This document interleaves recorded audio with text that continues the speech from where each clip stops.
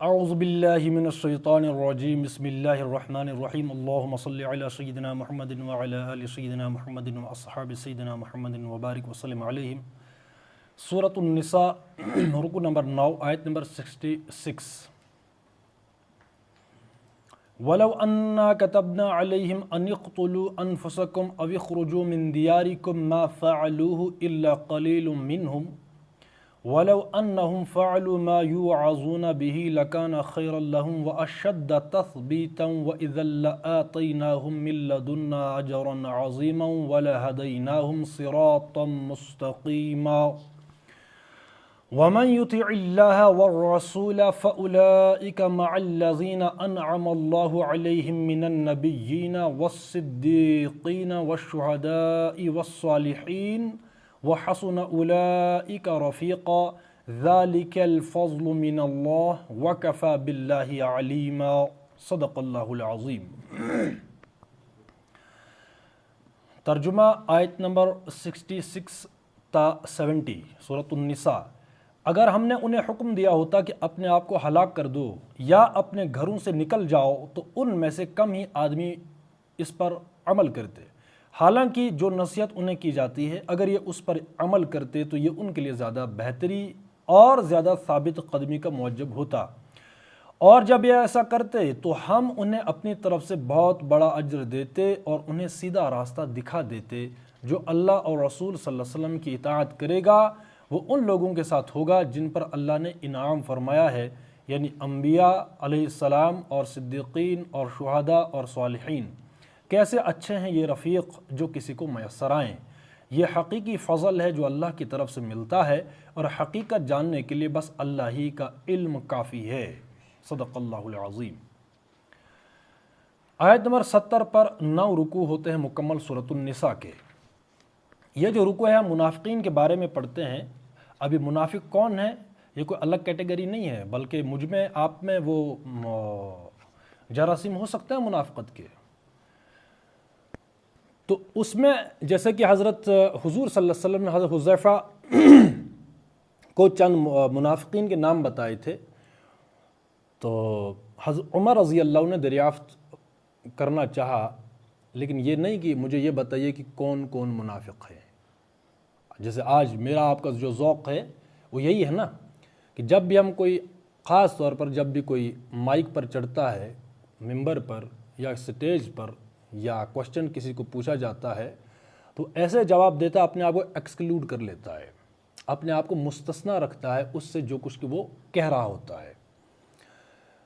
یا یہ بالکل عام ایک روش ہے، ایک چلن ہے، جب بھی کچھ لوگ بیٹھیں گے تو دوسروں کے بارے میں ایسی باتیں کریں گے جیسے کہ وہ خود فرشتہ ہیں، خود ولی ہیں، وہ اس وقت کے ولی، تو دوسروں کے بارے میں رائے دینا کہ وہ ویسا ہے، وہ ویسا ہے، وہ ویسا ہے۔ یا کسی کے بارے میں جاننا وہ فلاں بندہ کیسا ہے تو دوسروں کی رائے پر عمل کرتے ہیں کہ وہ ویسا ہے، بھائی فلاں بندہ ادھر آیا ہے یا فلاں بندہ ہے، ہاں ٹھیک ہے اس میں وہ بھی ہے، بٹ لیکن ابھی لیکن شروع ہو جاتا ہے، ایسا لگتا ہے کہ میں کمپلیٹ ہوں، اس میں یہ لیکن یہ لیکن ہے نا، جب لیکن لگ گیا تو اس کا مطلب کہ نہیں وہ انکمپلیٹ ہے، کمپلیٹ تو میں ہوں، اس میں وہ خامی بھی ہے، وہ بھی ہے، یہ بھی ہے، یہ بھی ہے، اس میں یہ ہے، اس نے یہ کیا تھا، پھر وہ بلنڈر کیا تھا، پھر وہ خامی ہے اس میں، وغیرہ وغیرہ۔ یہ عام روش ہے میری اور آپ کی۔ حالانکہ یہ ہے کہ جب بھی کوئی مجھ سے آپ سے پوچھے، کسی تیسرے بندے کے بارے میں کوئی تعارف حاصل کرنا چاہے کہ فلاں بندہ کیسا ہے، تو اس کی جو بھی خوبیاں ہیں آپ کے نزدیک، میرے نزدیک، تو بندہ وہ بیان کر لے کہ بھائی ہاں وہ ٹھیک ہے، صحیح ہے۔ جو دوسرا بندہ ہوتا سننے والا وہ بھی 2 نمبر ہے، کہ اگر وہ کسی تیسرے کا تعارف کسی تیسرے بندے سے حاصل کر رہا ہے کہ ہو سکتا ہے کہ میرے نزدیک فلاں بندہ کچھ ہے، ہو سکتا ہے جب وہ خود ملاقات کر لے اس سے وہ ویسا نہ ہو، ایسا ہوتا کہ نہیں ہوتا اکثر و بیشتر یہاں پر۔ اچھا وہ بندہ ایسا ہے تو اس نے جو ہے اس کی خامیاں بیان شروع کر دی کہ وہ ایسا، وہ بھی اس کے ذہن میں وہ امیج بیٹھ جاتی ہے، اچھا وہ تو اس نے کہا تھا وہ ویسا ہے۔ بات سمجھ رہے ہیں؟ اب یہ بھی وہی منافقت ہے، 2 نمبری ہے، گھٹیا پن ہے، امیچورٹی ہے۔ سنجیدہ لوگ ایسا نہیں کرتے، جب بھی کسی کا تعارف حاصل کرنا ہو تو اس سے ملاقات کیجئے، اس کے ساتھ بیٹھے، اور ایک ملاقات میں ایک دن میں کوئی بندہ کھلتا نہیں ہے، یہ بھی جان لیجئے۔ 1 مہینہ رہ لو اس کے ساتھ، 2 مہینے ہیں، 3 مہینے ہیں، تو تو انسان کی پرسنالٹی یا تو گھر والوں پر کھلتی ہے، یا اپنے دوستوں پر کھلتی ہے، یا اپنے معاشرے والوں پر کھلتی ہے جس کے ساتھ شب و روز اکثر بندہ گزارتا ہے۔ اصل میں کیا ہوں وہ تو گھر والے جانتے ہیں، وہ تو دوست جانتے ہیں۔ اچھا، گھر والوں کے ساتھ دوستوں کے ساتھ ہم بدتمیزی کرتے ہیں اکثر و بیشتر، اور جو نئے لوگ ہوتے ہیں جن کے ساتھ بس دن کو ملنا ہوتا ہے کہیں ملاقات پر، ان کے ساتھ بڑے احترام، بڑا پروٹوکول، بڑے احترام اس کے ساتھ بات کریں گے، جی جناب آپ، ہاں وہی بات ہے نا، وہ یہ جھجک، پریشانی وغیرہ، یہ وہ آپ جناب، یہ سب کیا ہے؟ تو یہ سب کیا ہے؟ تو یہ وہی منافقت ہے، یہ وہی ہے کسٹیوم پارٹی ہے یہ، کہ جو کچھ ہم ہوتے ہیں اس پر ایک غلاف چڑھا لیتے ہیں، مصنوعی لباس۔ مصنوعی لباس ہوتا ہے نا کہ جو کچھ میں ہوں وہ میں ظاہر کس پر ہوا؟ گھر والوں پر، دوستوں پر، کیونکہ میں شب و روز میں ان کے ساتھ گزارتا ہوں تو میری اصل پرسنالٹی ان کے سامنے ہے۔ اب نئے لوگوں کے ساتھ میں ملوں گا تو اس میں ایک رکھ رکھاؤ ہوگا، تکلفات کا ایک یوں سمجھ لیجیے کہ دائرہ ہوگا، اس میں رہوں گا میں، تکلفات میں، سمجھ رہے ہیں؟ تو ویسی پرسنالٹی جو ہے جب ہم تعارف کرواتے ہیں کسی کو تو وہ جو ہے مصنوعی پرسنالٹی ہمارے سامنے آ جاتی ہے۔ تو اس لیے میچور ذہن کا یہ کام ہے، میچور انسانوں کا یہ کام ہے کہ وہ تعارف حاصل کریں گے کسی کا تو بالکل خود ملاقات سے، وگرنہ وہی ہوتا ہے لوگوں سے کہا تم نے، لوگوں سے سنا تم نے، کچھ ہم سے سنا ہوتا، کچھ ہم سے کہا ہوتا، تو بات ایسے کھلتی ہے۔ دوسری اس میں اپروچ یہ ہونی چاہیے کہ خامی جو ہے بندہ اپنی وہ ٹٹولے کہ مجھ میں کون سی خامی ہے، بات سمجھ رہے ہیں؟ یہی بات حضرت عمر رضی اللہ عنہ نے کی کہ جب منافقین کے نام آئے تو حضرت عمر نے یہ نہیں دریافت کرنا چاہا کہ کون کون منافق ہے، اب اس کو جو میرا آپ کا ذوق ہے وہ چسکے لینے کا کہ منافق، حالانکہ بندہ اگر خود منافق ہے دوسروں کے بارے میں وہ رائے پیش کرتا ہے اچھا منافق ہوئے میں تو نہیں ہوں، اچھا اس ٹٹول میں پڑھنے والا تو بندہ خود ہی منافق ہے جو دوسروں کے بارے میں یہ بیان، یہ دریافت کرے کہ کون کیا ہے۔ اب اس ذہن کا آدمی دو نمبر نہیں تو اور کیا ہے بھائی؟ انسان کی ڈیفینیشن کیا ہے؟ غلطی کا پتلا ہے نا۔ وہ کون سا انسان ہے جس میں کوئی نقص نہ ہو، کوئی غلطی نہ ہو؟ کوئی ایسا ہے؟ وہ یہی بات ہے کہ ہاں جو بھی اچھائی ہم اس اچھائی کو بیان کریں گے، برائی بیان کرنے سے ہمیں کیا ملے گا؟ خود بندہ تجزیہ کرے تھوڑا۔ اسی لیے حضرت عمر رضی اللہ عنہ نے یہ نہیں دریافت کرنا چاہا کہ مجھے تھوڑا بتائیے کون کون منافق ہیں، ایسا نہیں کہا، بلکہ یہ کہا کہ اے حذیفہ کیا اس لسٹ میں کہیں میرا نام تو نہیں ہے؟ اب یہ ہے اصل ایمان کہ جو اپنے ایمان کی جو ہے وہ دیکھ بھال کرے، آبیاری کرے کہ کہیں میرے اندر کوئی جراثیم تو نہیں آ گئے منافقت کے۔ اب حضرت عمر کے بارے میں رضی اللہ عنہ کے بارے میں کوئی یہ گمان بھی کر سکتا ہے کہ وہ اس لسٹ میں ہوتے، لیکن ہر انڈیویجول کا یہ کام ہے کہ کہیں میرے اندر وہ خصلتیں نہ پائی جاتی ہوں جو اوصاف ہیں منافقین کے، بات سمجھ رہے ہیں؟ اس لیے ہر بندہ یہ کام، یہ جو ہم منافقت کا یہ چیپٹر پڑھ رہے ہیں، ہم دیکھیں کہ کہیں مجھ میں تو منافقت نہیں ہے۔ کون سی منافقت؟ وہی جن اصولوں پر ہم عمل کر سکتے ہیں قرآن و سنت کے، اگر تو ہم قرآن و سنت کے مطابق فیصلے کر رہے ہیں، جھگڑا ہو گئے تو فیصلہ قرآن و سنت کا، کوئی شعبہ چلانا ہو کوئی قرآن و سنت کی بنیاد پر، اگر نہیں تو قرآن کہتا ہے کہ تم منافق ہو۔ اب دیکھیے آیت ہے، آیت نمبر 61، اور جب ان سے کہا جاتا ہے کہ آؤ اس چیز کی طرف جو اللہ نے نازل کی ہے اور رسول صلی اللہ علیہ وسلم کی طرف، تو ان منافقوں کو تم دیکھتے ہو کہ یہ تمہاری طرف آنے سے کتراتے ہیں، نہیں آتے، قرآن و سنت پر آنے کے لیے تیار نہیں ہے۔ تو اس کو کرائیٹیریا پہ رکھو، یہ کرائیٹیریا بناؤ، میں بناؤں، آپ بنائیں، اس پر اپنے آپ کو تولیں کہ کیا ہم قرآن و سنت کی طرف کوئی بھی شعبہ چلانے کے لیے تیار ہیں یا نہیں ہیں، یا چلا رہے ہیں۔ میں جو کام کر رہا ہوں وہ جو کام ہے میں نے قرآن و سنت کے مطابق کیا یا نہیں کیا؟ اگر کیا تو مومن، اگر نہیں تو منافق ہے۔ سمپل، ہر بندہ وہی مولا علامہ اقبال کا فتویٰ کہ ملا سے نہ پوچھ دل سے پوچھ، تو دل کا فتویٰ تو یہی ہے۔ یہی بات کہی کہ جب کوئی فیصلہ آ گیا اللہ رسول کی طرف سے کہ اچھا قسم کھاتا ہے اللہ کہ نہیں، یہ محمد صلی اللہ علیہ وسلم تمہارے رب کی قسم، یہ کبھی مومن نہیں ہو سکتے جب تک کہ اپنے باہمی اختلافات میں یہ تم کو فیصلہ کرنے والا نہ مان لے، حکم نہ مان لے۔ پھر جو کچھ تم فیصلہ کرو، اب فیصلہ ہو گیا، قرآن و سنت کے اصول آگے، ٹھیک ہے، اس پر اپنے دلوں میں بھی کوئی تنگی نہ محسوس کریں بلکہ سر بسر تسلیم کر لیں۔ اب یہ دل کی بات ہے۔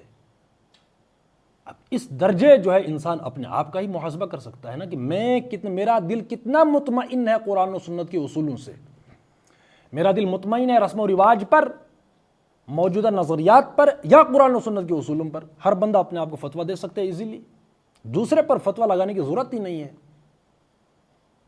عالموں کو سنو، کس عالم کو؟ اب یہ بھی ہے نا، بات سمجھ رہے ہیں؟ اپنے فرقے کا عالم عالم ہے، دوسرے فرقے کا وہ تو مسلمان ہی نہیں ہے، اب یہ بھی ہے، ٹھیک ہے۔ مطلب دوسروں پر فتویٰ لگانا آسان ہے، خود پر جو ہے وہ فتویٰ فٹ کرنا یہ ہے سنجیدہ لوگوں کا کام، کہ کہیں میں اس کی زد میں تو نہیں آ رہا، فتویٰ دینا تو میرا وہ تو آسان ہے نا۔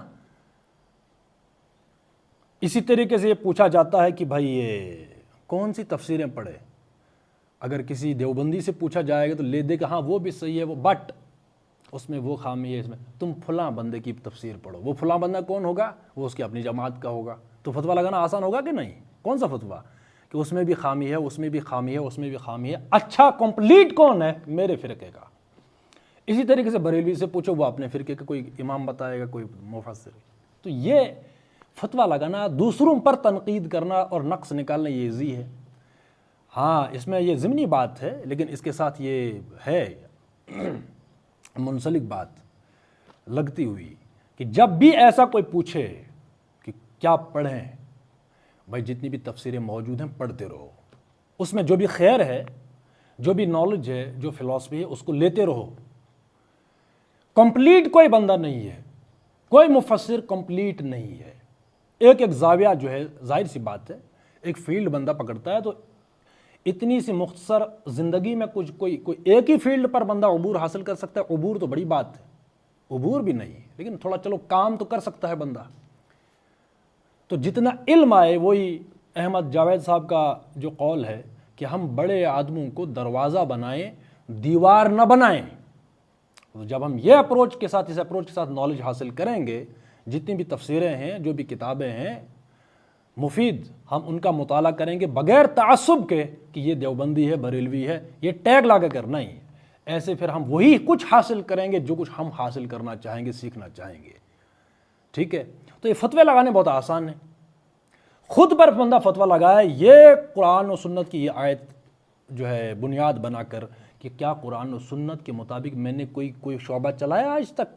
اگر چلایا تو ٹھیک، نہ چلایا تو خدا کہتا ہے کہ تم منافق ہو۔ یہ منافقوں کی چال، یہ روش ہے، سٹائل ہے۔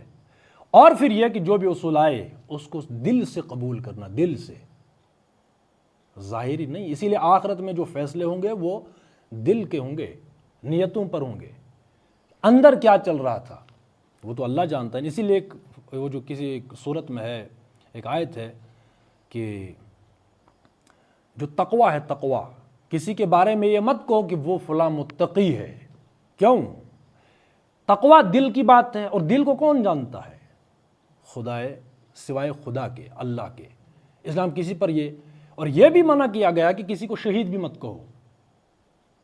اب نیت ہے نا، اس لیے وہ حدیث ہم بار بار پڑھتے ہیں کہ شہید آخرت میں لایا جائے گا، اسے پوچھا جائے بتا تو نے کیا کیا، وہ کہے گا یا اللہ میں نے تو جان قربان کر دی۔ اللہ کیا کہے گا کہ نہیں، تو نے یہ میرے لیے نہیں کہا تھا، کیا تھا، بلکہ اپنے اس جو ہے ٹائٹل حاصل کرنے کے لیے کہ میرا جو وہ لوگ کہیں گے بہادر ہے، غازی ہے۔ تو جو تو نے چاہا تھا وہ تو دنیا میں مل گیا، اب یہاں کیا ہے؟ یہاں کچھ بھی نہیں ہے، اٹھاؤ اس کو جہنم میں پھینک دو۔ عالم کے بارے میں یہ ہے، سخی کے بارے میں بھی یہی ہے، حدیث ہے۔ اس لیے قرآن بھی منع کرتا ہے کہ نہیں، کسی کے بارے میں یہ فتویٰ مت لگاؤ کہ بھائی یہ تو متقی ہے، یہ تو پہنچی ہوئی سرکار ہے، یہ نہیں، یہ دل کا معاملہ ہے۔ سورۃ الحجرات میں بھی یہی ہے، یہ جو ذات پات ہے، قوم ہے، یہ صرف پہچان کے لیے ہے۔ اللہ کے نزدیک کون ہے؟ جو متقی ہو۔ اب یہ تقوی والا کون ہے؟ وہ اللہ جانتا ہے کون ہے، ٹھیک ہے۔ حدیث میں التقوی ہا ہونا کہ لباس میں کچھ بھی نہیں ہے، شکل و صورت میں کچھ نہیں ہے، تقوی تو دل کی بات ہے، ٹھیک ہے۔ تو اپنے آپ کو ٹٹولا، جیسے کہ حضرت عمر رضی اللہ عنہ نے فرمایا کہ بھائی کہیں میرا نام تو نہیں اس لسٹ میں، تو بس ہم یہ آیت جو ہے وہ بنیاد پہ رکھیں اور اپنے آپ کا محاسبہ کریں کہیں میں تو اس منافقت کی زد میں، اس آیت کی زد میں تو نہیں آ رہا، تو ہر بندہ ٹھیک ہو جائے گا، بجائے اس کے کہ ہم جو ہے وہ فتویٰ لگانے شروع کر دیں وہ غلط ہے، وہ غلط ہے، وہ غلط ہے. ٹھیک ہے. تو یہ پورا رکوع جو ہے منافقین کے بارے میں ہے، اور منافقین کون ہے کہ ہر بندہ اپنے آپ کو دیکھے کہ کہیں میں اس لسٹ میں تو نہیں آ رہا. اگر ہم نے انہیں حکم دیا ہوتا کہ اپنے آپ کو ہلاک کر دو یا اپنے گھروں سے نکل جاؤ تو ان میں سے کم ہی آدمی اس پر عمل کرتے. 96 یعنی جب ان کا حال یہ ہے کہ شریعت کی پابندی کرنے میں ذرا سا نقصان یا تھوڑی سی تکلیف بھی یہ برداشت نہیں کر سکتے تو ان سے کسی بڑی قربانی کی ہرگز توقع نہیں کی جا سکتی. اگر جان دینے یا گھر بار چھوڑنے کا مطالبہ ان سے کیا جائے تو یہ فوراً بھاگ کھڑے ہوں گے. ہوئے منافقین بھاگتے کہ نہیں بھاگتے؟ اور ایمان و اطاعت کے بجائے کفر و نافرمانی کی راہ لیں گے. یہی غزوہ اس میں ہوا جب ہجرت ہوئی مکے کے موقع پر، کچھ لوگ وہیں رہ گئے. ان کے مطابق یہ آئے گا، پورا چیپٹر کھلے گا منافقین کا اسی سورہ نساء میں، بالکل دو ٹوک. اور پھر ہم اپنے اوپر فٹ کریں گے اس کو کہ ہجرت جب فرض ہوئی تو کون رہ گئے، جب ہجرت فرض ہو جاتی ہے تو وہاں بھی منافقین چھٹ جاتے ہیں. غزوہ احد کے موقع پر وہاں بھی جو انہیں شوشہ اٹھا لیا کہ تم نے تو ہماری بات ہی نہیں مانی، ہماری کوئی اوقات حیثیت ہی نہیں ہے، اس لیے ہم نہیں آتے، چلو جاؤ. یہ اچھا غزوہ احد میں شہید ہو گئے صحابی، تو منافقین نے اس وقت بھی وہ اٹھا لیا پوائنٹ. بہت ذہین ہوتے ہیں نا اپنے زوم میں کہ دیکھا ہم نے کہا تھا مت جاؤ باہر، یہی لڑیں گے، دیکھا ہم نے ہمارا مشورہ نہیں مانا، یہ نقصان 70 صحابہ شہید ہو گئے کہ نہیں ہوئے. اب ان کے بقول شہید تھوڑی تھے، وہ ادھر مر گئے، مارے گئے.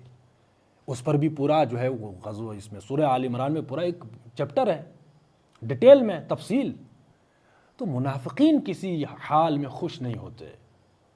کوئی اپنا سب کچھ قربان کر دے تب بھی باتیں کریں گے، اور کوئی کچھ نہ کرے تب بھی بات کریں گے، جیسے کہ ابو صدیق کے بارے میں ہے اور دوسرے صحابی کے بارے میں ہے. ایک صحابی تک کھجور لایا، کہا کہ اچھا یہ جنگ جیتی نہ جاتی اگر تم جو ہے یہ کھجور نہ لاتے. حضرت ابوبکر صدیق اکبر نے سب کچھ پیش کر دیا، وہاں پر بھی انہوں نے باتیں کی. تو یہ منافقین کا رویہ ہوتا ہے. اسی لیے جو ہے مسجد زرار کا واقعہ تھا تو حضور صلی اللہ علیہ وسلم نے ان سے کوئی جو ہے وہ تعارض نہیں کیا اس وقت، کہا کہ ٹھیک ہے. مطلب کہ جو اہم کام تھا اس وقت اس کو چھوڑ کر مسجد بنانا شروع ہو گئے. تو وہی ہے. تو منافقین کا یہ ہوتا ہے، منافقین کو سیٹسفائی کرنا نہیں. ٹھیک ہے. تو یہ پورا منافقین کا ہے کہ جو شریعت کی پابندی کرنے میں ذرا نقصان وہ برداشت نہیں کر سکتے تو کوئی اور بات وہ کیا برداشت کریں گے. اب جیسے آج ہمارا مسلمانوں کا کیا حال ہے، کوئی سود کاروبار چھوڑ رہے، سودی کاروبار، کیا جسٹیفیکیشن دیتے ہیں؟ ضرورت ہے نا، مطلب ضرورت مقدم ہے. اللہ رسول صلی اللہ علیہ وسلم کے احکامات ان کی کوئی ویلیو نہیں ہے. ہاں ضرورت ہے بھائی، سودی کاروبار کرنا ہے، ضرورت ہے.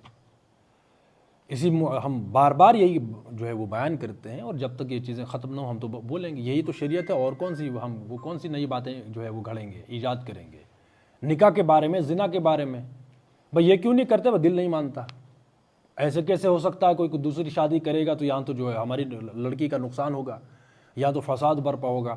گویا اللہ نے جو آیتیں نازل کی ہم پر، ہم ان پر عمل کریں گے تو فساد برپا ہوگا، یہ میرا آپ کا ایمان ہے. بھئی یہی بات ہے، اور کون سی بات ہے؟ کزن کے ساتھ شادی کیوں نہیں کرتے، کیوں نہیں رواج ہے؟ دل ہی نہیں مانتا. اب یہ ہے میری آپ کی شریعت. تو یہ کرائیٹیریا ہم رکھیں. اچھا، پہلے جو غیر شادی شدہ ہیں اور سنگل ہیں، مطلب کوئی شادی وادی نہیں ہوئی، لڑکا بھی ابھی اکیلا ہے، لڑکی بھی، نکاح کیوں نہیں کرتے؟ ابھی پاؤں پر کھڑا ہونا ہے. بھئی شادی نکاح کرو کیا ہوگا؟ فقر و فاقہ آئے گا، کھائیں گے کیا؟ ہاں وہی الشیطان یعدکم الفقر ویأمرکم بالفحشاء، فحش کے اندر مبتلا ہونا گوارا ہے لیکن فقر و فاقہ گوارا نہیں ہے. اب یہ ہے وہ کہ اگر ہم نے انہیں حکم دیا ہوتا کہ اپنے آپ کو ہلاک کر دو یا اپنے گھروں سے نکل جاؤ تو ان میں سے کم ہی آدمی اس پر عمل کرتے. گویا کہ شریعت پر عمل کرنے والوں کی تعداد ہمیشہ کم رہی ہے. اکثریت معیار نہیں ہے حق کا، معیار حق میجورٹی. یہ بھی ہم ذہن میں رکھیں. بھئی تمہیں زیادہ سمجھ آ گئی، الحمدللہ آئی ہے.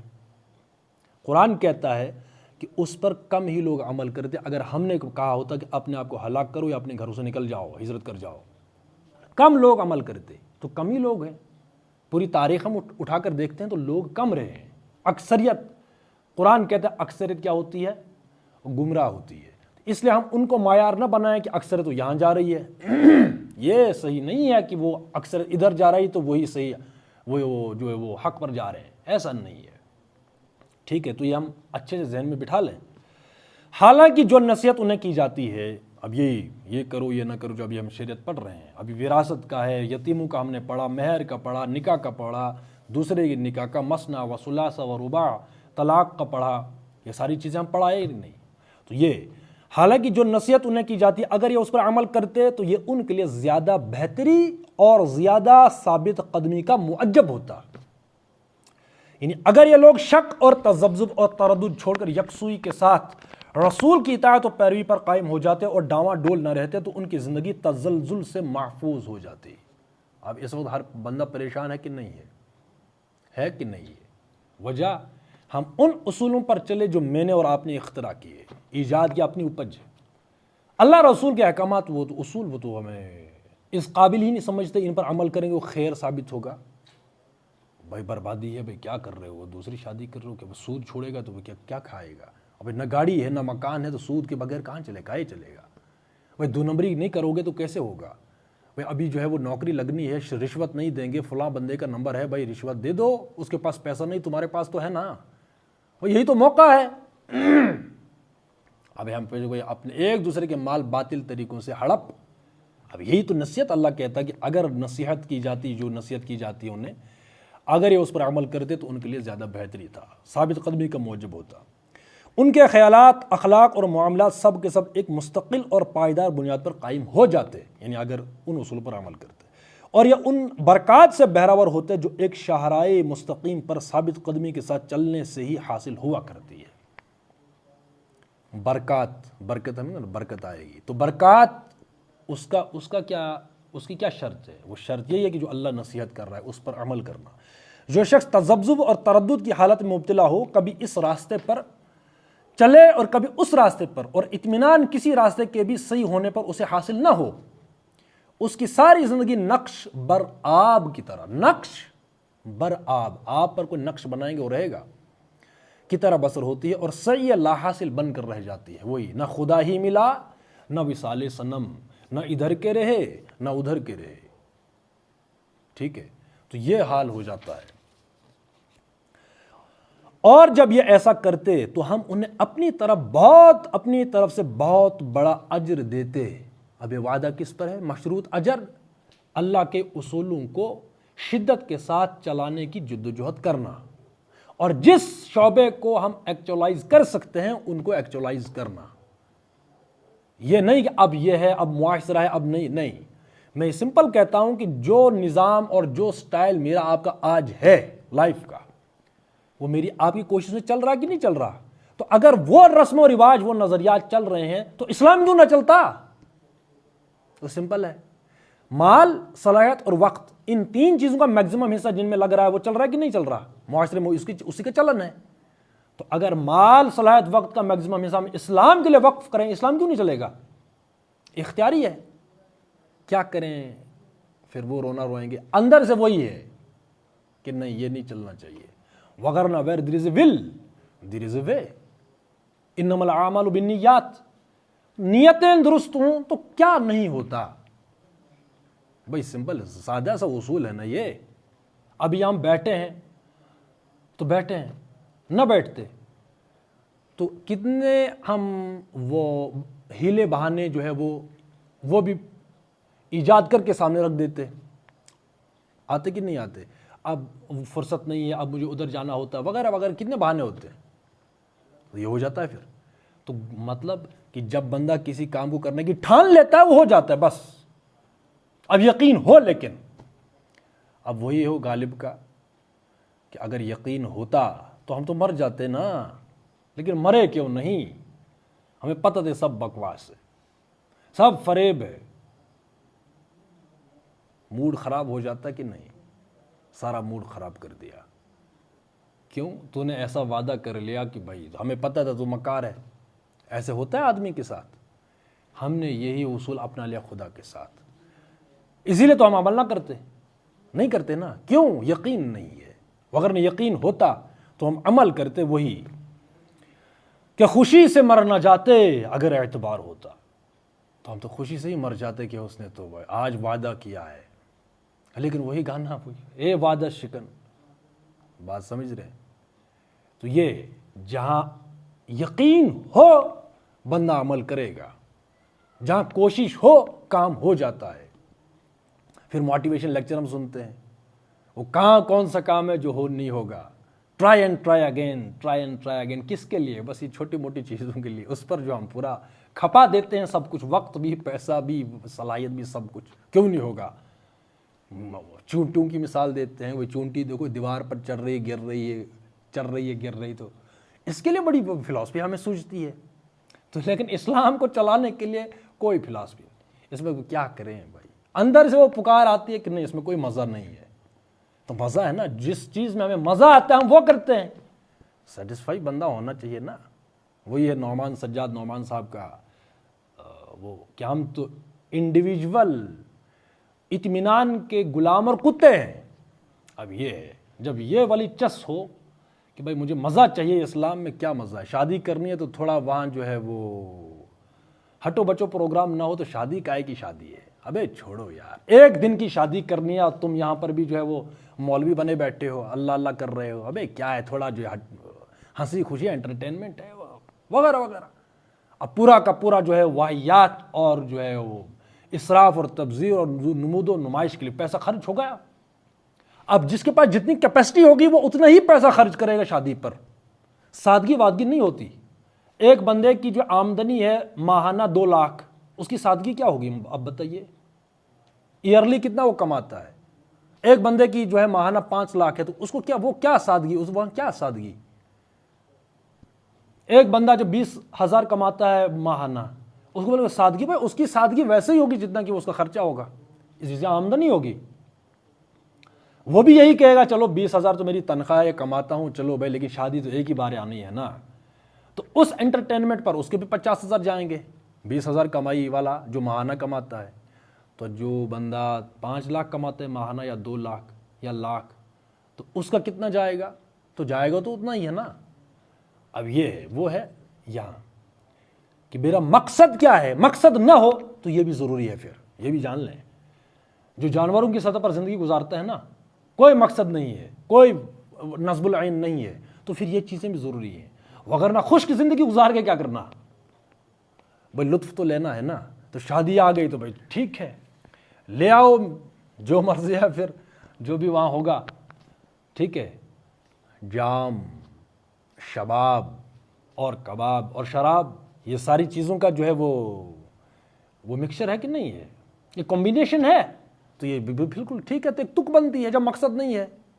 ہاں مقصد ہے تو ہمیں اسی میں مزہ آتا ہے کہ نہیں، مقصد کی آبیاری ہونی چاہیے شادی پر بھی، شادی پر ایک پیغام جانا چاہیے کہ نہیں ہم مسلمان ہیں، یہ جو ولیمہ ہم کر رہے ہیں، شادی کر رہے ہیں، یہ حکم دیتا ہے کہ یہ اسلام، اس کی بنیاد یہ ہے کہ آپ نے شادی کرنی ہے تو ان اصولوں پر کرنی ہے، وہاں بھی روح موجود ہونی چاہیے کہ ہم مسلمان ہیں واقعی، تو بندہ خوش ہوگا کہ اے اللہ تیرا شکر ہے کہ شادی کی میں نے تو تیرے اصولوں پر، شادی کی میں نے تو اسلام کے اصولوں پر، بندہ خوش ہوگا کہ نہیں؟ اب یہ ہے سمجھ کی بات۔ خوشی لینی ہے تو کیسے ہوگی؟ پھر جو ہے وہ کوئی بھی ڈانس کر لیں، مختلف قسم کے ہیں، کوئی بھی جو ہے ویرائٹی لے آؤ تو بندہ اس سے بھی خوش ہوگا۔ کوئی بندہ جو ہے تفسیریں جو ہے وہ 2 لاکھ کی، 1 لاکھ کی، 50,000 کی تفسیریں بانٹ رہا ہے، شادی کے موقع پر لوگوں کو بلا رہا ہے اور دے رہا ہے، اب وہ خوش ہوگا نا؟ تو بس یہ اپنا معیار ہے، سمجھ کی بات ہے۔ ہو بندہ 2 نمبر، کوئی مقصد نہ ہو، تو پھر یہ چیزیں جو ہوں گی تو پھر وہ تو حشر کو معلوم ہوگا کہ جو ہے وہ مزہ کس میں ہے۔ جب موت کا پہلا جھٹکا لگتا ہے نا، ساری حقیقتیں کھل جاتی ہیں، پھر اس وقت وہ فلاسفر بنتے ہیں، ایمان والے بندے، اب یہ کرنا، پھر وہ کرنا، پھر یہ کرنا، مرنے کے بعد 5 دن ختم پڑھائیں گے، وہ نہیں۔ زندگی میں چاپلوسی کی، جو بندہ خود زندگی میں ختم اپنا نہ پڑھ سکا تو مرنے کے بعد یہ تو قرآن بخشوانا، یہ تو گستاخی ہے قرآن کی۔ وہ قرآن اس لیے آیا تھا، جس بندے نے، مان لو جس بندے نے اپنی زندگی میں سب کچھ کیا لیکن قرآن نہیں پڑھا، مرنے کے بعد وہی قرآن بخشواؤ، اب بتائیے اس کی کوئی تک بنتی ہے؟ بھائی میں نے چاہا ہی نہیں کہ یہ میرے لیے کوئی نفع بخش کتاب ہے زندگی میں، مرنے کے بعد اسی کو جو ہے وہ کہو کہ بھائی اس کو بخشواؤ، یہ اب پڑھو ختم اور یہ کرواؤ، اس بندے کے لیے جس نے چاہا ہی نہیں، اس قابل ہی نہیں سمجھی کتاب کہ میں پڑھوں، اس میں زندگی ہے اور مرنے کے بعد ہم وہ کریں، تو میں سمجھتا ہوں کہ نہیں، یہ بے ادبی ہے قرآن کی۔ ایسے بندے کو قرآن دو جو مجھے ضرورت نہیں ہے، چلو سب کچھ کیا لیکن زندگی میں ڈگریاں کی، پیسہ کمایا، شادیاں کی، اولاد ہوئی، گھر بنائے، سب کچھ، سودی کاروبار کیے، کاروبار میں ذہن لگتا ہے، یہ سب کچھ سمجھ آئی، لیکن یہ سمجھ نہیں آیا تو پھر یہ کہیں گے، بات سمجھ رہے ہیں؟ تو اس لیے سنجیدہ ہونے کی ضرورت ہے بس۔ اور اپنا وہی میں 3 چیزیں گنواتا ہوں، مال، صلاحیت اور وقت ہم لگائیں گے اس کے لیے، اسلام کے لیے، تو اسلام آئے گا، کلچر کا حصہ بنے گا، ٹھیک ہے۔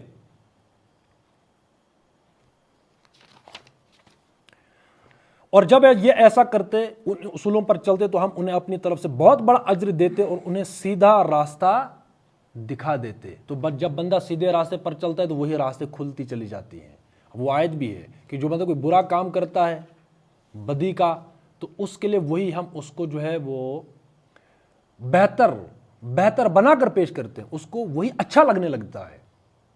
آیتیں ہیں کہ نہیں؟ اور یہ بالکل ایک نفسیات کا مسئلہ ہے، جو بندہ کرتا ہے وہی اس کو جو ہے وہ، مان لو کوئی گناہ کر لیا، ایک بار لگتا ہے کہ گناہ ہے لیکن کرتے رہو، تو اس کے لیے وہی لائف سٹائل بن جاتا ہے۔ پھر جو اللہ اور رسول صلی اللہ علیہ وسلم کی اطاعت کرے گا، اب اس کا انعام کیا ہے بتائیے؟ وہ ان لوگوں کے ساتھ ہوگا جن پر اللہ نے انعام فرمایا۔ کن لوگوں پر؟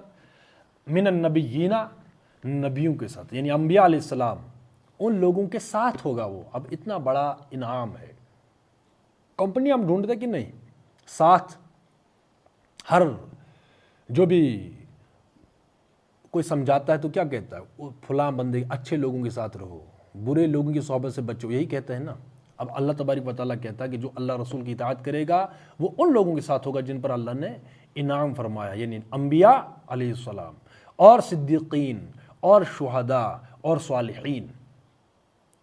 کیسے اچھے ہیں یہ رفیق؟ جو کسی کو میسر آئے، یہ اللہ کا کہہ رہا ہے۔ یعنی جب وہ شک چھوڑ کر ایمان و یقین کے ساتھ رسول کی اطاعت کا فیصلہ کر لیتے تو اللہ کے فضل سے ان کے سامنے سعی و عمل کا سیدھا راستہ بالکل روشن ہو جاتا اور انہیں صاف نظر آ جاتا کہ وہ اپنی قوتیں اور محنتیں کس راہ میں صرف کریں جن سے ان کا ہر قدم اپنی حقیقی منزل مقصود کی طرف اٹھے۔ یہ ہم پیچھے کا یہ پڑھ رہے ہیں کہ اور جب یہ ایسا کرتے تو ہم انہیں اپنی طرف سے بہت بڑا اجر دیتے اور انہیں سیدھا راستہ دکھا دیتے، تو سیدھا راستہ انہیں دکھ جاتا کہ اللہ کے فضل ان کے سامنے صحیح و عمل کا سیدھا راستہ بالکل روشن ہو جاتا ہے کہ ہم نے اس راستے پر چلنا ہے، وہ بالکل وہ ڈاٹ میں نہ رہتے، اور انہیں صاف نظر آ جاتا ہے کہ وہ اپنی قوتیں محنتیں کس راہ میں صرف کریں، پھر وہ تذبذب کے شکار نہ ہوتے۔ اب ہم اللہ کے راستے پہ کیوں نہیں لگتے؟ یقین نہیں ہوتا کہ اگر ہم اس پر چلیں گے تو ہمیں کیا ملے گا۔ اب یقین کی بات ہے نا، اس لیے وہ پگڈنڈی اختیار کرتے ہیں جو مجھے لگتا کہ نہیں یہاں فائدہ ہے، لیکن جب اللہ رسول کی اطاعت کریں گے تو وہ راستے بالکل صاف دکھائی دیں گے کہ نہیں وہ آخرت ہے، اللہ نے یہ اصول دیا، اسی میں خیر ہے۔ تو یہی ہے کہ جس سے ان کا ہر قدم اپنی حقیقی منزل مقصود کی طرف اٹھے، یہ اس کا ایک نتیجہ ہے۔ اور جب یہ ایسا کرتے یعنی اس نصیحت کو قبول کرتے تو ہم انہیں اپنی طرف سے بہت بڑا اجر بھی دیتے اور انہیں سیدھا راستہ دکھا دیتے، اور وہ آنکھ اندر کی جو آنکھ ہے بصیرت والی وہ کھل جاتی، ٹھیک ہے نا۔ تو یہ اس کا ہے، ظاہر سی بات ہے جو اب ہم کام کرتے ہیں وہ راستے کھلتے ہیں، سوچتے ہیں، نئے نئے راستے دکھتے ہیں ہمیں، اور یقین ہوتا ہے کہ جو اللہ نے کہا کہ یہی صحیح ہے، بالکل 100% بالکل ہم شک اور تذبذب میں نہیں رہتے کہ یہ کروں یا نہ کروں، اگر یہ میں نے کیا تو لوگ کیا کہیں گے، یہ کیا تو وہ نہیں، پھر وہ کسی کی پرواہ کیے بغیر وہ کام کرتا ہے جو حق ہوتا ہے، اس کے لیے وہ ہمت اور گٹس پیدا ہو جاتا ہے، پھر اسی کا نام ایمان ہے۔ جو ہم نے قبول کیا ہر بعد جو ہو جائے، یہی تو سیدھا راستہ ہے۔ پھر بندہ ان پر طرز کھاتا ہے جو اس سیدھے راستے پر نہ چلے، یعنی اللہ کے اصولوں کے مطابق کوئی بھی شعبہ نہیں چلاتے، بندہ ان پر طرز کھاتا ہے کہ بھائی ان کا ٹھکانہ تو جہنم میں، یہ کس راستے پر چل پڑے، تو بندہ کڑتا کہ نہیں کڑتا کہ بھائی یہ کہاں جا رہے ہیں، جب کوئی حقیقت دکھے سامنے بات سمجھ رہے ہیں؟ تو انشاءاللہ اس سے آگے ہم کل پڑھیں گے، اس کے کچھ ایک آیت رہ گئی تو اس کو ہم کل پڑھیں گے انشاءاللہ.